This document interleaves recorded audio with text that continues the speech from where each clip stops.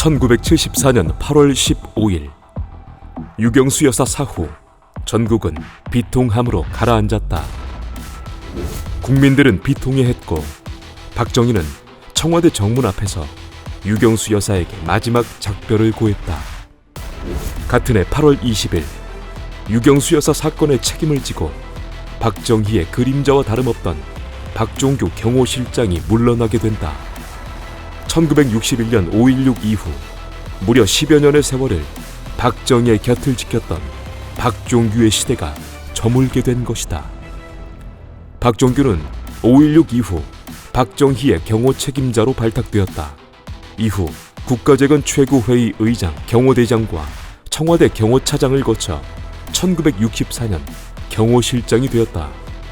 박정희가 그를 발탁한 이유는 박종규의 저돌성이 써먹을 만하다 생각했기 때문이었다고 한다.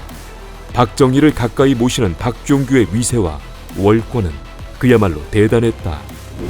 박정희가 전라북도에 현지 사찰을 갔을 때 당시 도지사가 박정희에게 불을 붙여주었는데 라이터가 고장이었는지 불길이 치솟아 박정희가 놀라고 말았다. 박종규는 이때 박정희가 놀랐다는 이유로 안 보는 틈을 타서 도지사에게 폭력을 가했다. 또한 박정희의 친구가 반갑다는 식의 손인사를 했는데 그 이유로 박정희의 친구를 직장에서 해고시키기도 했다. 이후 박종규는 그와 대립각을 세우던 이후락 정보부장이 윤필용 사건으로 자리에서 물러나자 이인자 노릇을 하고 싶어 했다. 이때 이후락을 몰아내고 자신이 중앙정보부장이 되기 위해 윤필용 사건을 키우기도 했었지만 그의 뜻대로는 되지 않았다. 유경수 여사 사후, 박종규는 자진사퇴했다. 박정희는 경호실장을 물색하던 중 측근인 김종필에게 추천을 권유했다. 김종필은 1963년 해병 준장으로 예편한 유정회 의원 오종근을 추천했다.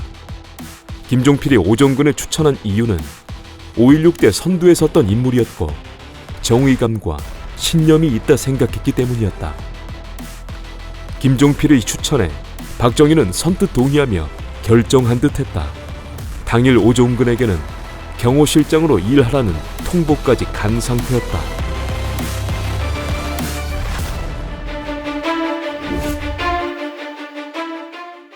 그러나 이튿날 아침 박정희는 김종필을 호출했고 경호실장에는 차지철을 임명하기로 했다고 말한다. 김종필의 기억에는 차지철은 책임 있는 일을 맡을 만한 인물이 아니었다.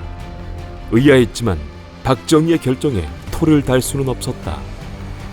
차지철을 추천한 추천인은 누구였을까?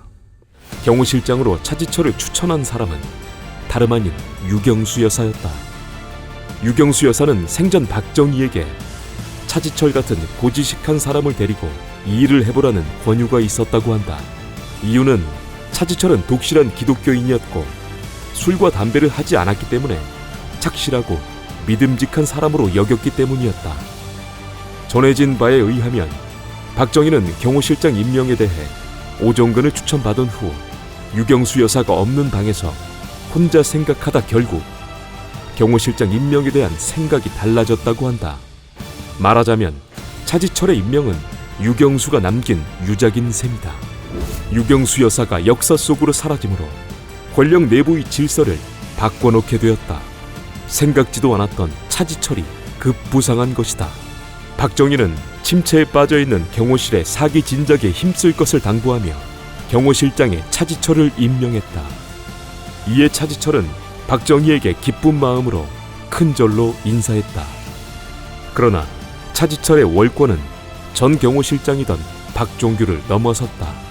당시 차지철을 부통령이라 부를 정도로 그의 권세는 막강했다.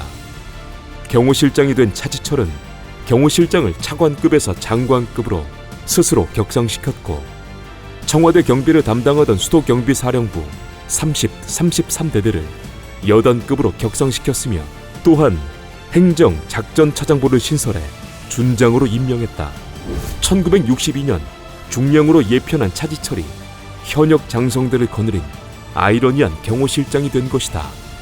그리고 자신의 위세를 과시하기 위해 특급 요리사가 요리하는 경호실장 전용 식당을 만들었다. 여야 유력 인사들을 비롯해 언론인 등을 차례로 불러가며 자신의 위세를 과시했다. 한편 차지철은 대통령 경호위원회라는 특별기구도 만들었다. 이유는 대통령을 경호하기 위한 새로운 체제. 아이러니하게도 그 기구의 위원장이 차지철이었고 국무총리를 포함해 국방, 법무부 등 각계 장관들이 그 밑에 있었다. 박정희의 또 다른 측근들은 이에 대해 불만을 토로했지만 박정희는 본인들이 다 승인했다는 식으로 그 상황을 넘겨버렸다. 차지철의 행동은 이후에도 이치에 맞지 않는 일 투성이었다.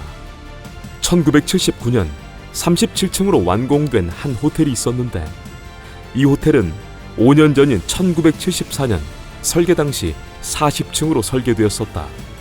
하지만 40층인 건물에서 청와대가 내려다보여 경호에 방해가 된다는 이유로 차지철은 건물의 신축 자체를 반대했었다. 하지만 당시 국무총리이던 김종필과의 조율 끝에 3층이 낮아진 37층으로 완공되었다. 그런데 차지철은 완공된 이 호텔에서 역시 청와대가 내려다 보인다는 이유로 이 호텔 북측 창문 전면에 가림막을 설치해버렸다. 또한 차지철은 청와대가 내려다 보인다는 이유로 민간 투자에 의해 만들어진 남산 전파탑을 허물려고도 했었다. 하지만 반대에 막혀 그의 뜻대로는 되지 않았다. 박정희는 차지철의 월권 행위를 다 알면서도 허용했다. 차지철에 대해 이 일을 잘한다는 적은 없었지만 경호실장이 한다는데 두고 보자라는 식으로 차지철을 옹호했다. 차지철의 월권의 정점은 전차 시위였다. 경복궁에 주둔하던 수경사령부 30경비단 전차 1개 중대를 가져다 놓고 서울 시민들이 자고 있을 새벽 1시부터 3시까지 요란스러운 소리를 내며 청와대 주변을 빙빙 돌았다. 차지철이 이 시위에 대해 말한 이유는 누구든 박정희를 방해하는 자는 걸리면 큰일 난다는 것을 알리기 위함이었다고 한다. 한마디로 박정희는 불가침의 성역이라는 점을 알리기 위함이었다.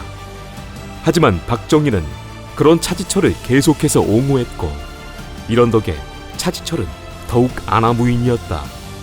세력 간 견제와 균형이 깨지게 되었고 능력 있는 인물들은 차지철의 이런 월권 때문에 박정희마저 멀리하게 되었다.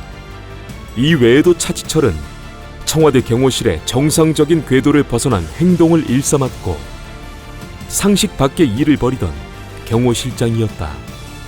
차지철의 이런 월권은 1979년 10월 26일까지 계속되었다.